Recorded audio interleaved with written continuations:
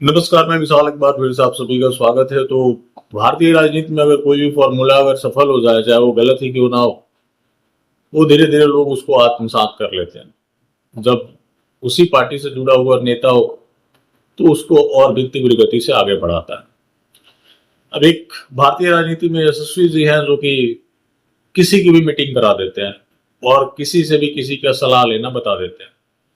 हद तो तब हो गई जब उन्होंने ये बता दिया था कि जो चेतक घोड़ा था ना, उसकी माँ गुजराती थी। तो उनका कहीं ना कहीं से रिश्ता जरूर निकल आता है, और रिश्ता तो उनका चीन से भी निकल आता है, अमेरिका से भी निकल आता है, फ्रांस से भी निकल आता है। तो भारत तो खैर भारत ही है। अब क्या है कि भारत में आज औरंगजेब की चर्चा जोरों पर है। अब एक फैशन भी बन गया है कि अगर कोई भी महापुरुष हो तो उसे अपने से जोड़ने की, चाहे वो जगह से जोड़ना हो, जाति से जोड़ना हो, या किसी अन्य चीज से जोड़ना हो, और उसको इस तरह से परोसने की जैसे कि वहां पर कुछ वाहवाही प्राप्त होती हो, चाहे वो तथ्यात्मक रूप से गलत ही क्यों ना हो। अब इसी क्रम में नाम आता है पूर्व पत्रकार और वर्तमान भारतीय जनता पार्टी के प्रवक्ता प्रदीप भंडारी की।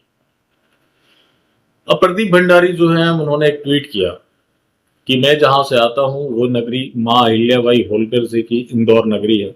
औरंगजेब को लोहे की चन्ने चबवाने वाली मां अहिल्याबाई होलकर जी का आशीर्वाद आज वाराणसी में लिया। अब आशीर्वाद तो लिया, अच्छी बात है। अब औरंगजेब की फाइट बता रहे हैं मां अहिल्याबाई होलकर जी से। अब अगर फैक्चुअली देखें तो मां अहिल्याबाई होलकर जी का जो जन्म है वो हुआ 31 मार्च 1725 में, और औरंगजेब जो था उसकी मृत्यु 3 मार्च 1707 को हो गई थी। तो अब इस हिसाब से देखें तो क्या औरंगजेब की आत्मा लड़ रही थी, क्योंकि औरंगजेब तो मर चुका था। तो इस तरह के जो व्हाट्सएप के ज्ञान होते हैं, जो कि हर जगह चलते हैं, और कई लोग उसको सही भी मान लेते हैं, और बीजेपी के प्रवक्ता है वो इस तरह के ट्वीट कर देते हैं और बता देते हैं कि औरंगजेब को लोहे के चन्ने चबवाए।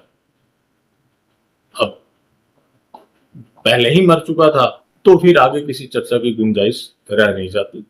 तो ये व्हाट्सएप का ज्ञान है जो जो समय समय पर सामने आते ही होता है। चलिए अभी के लिए बस यहीं तक, फिर मिलते हैं। धन्यवाद।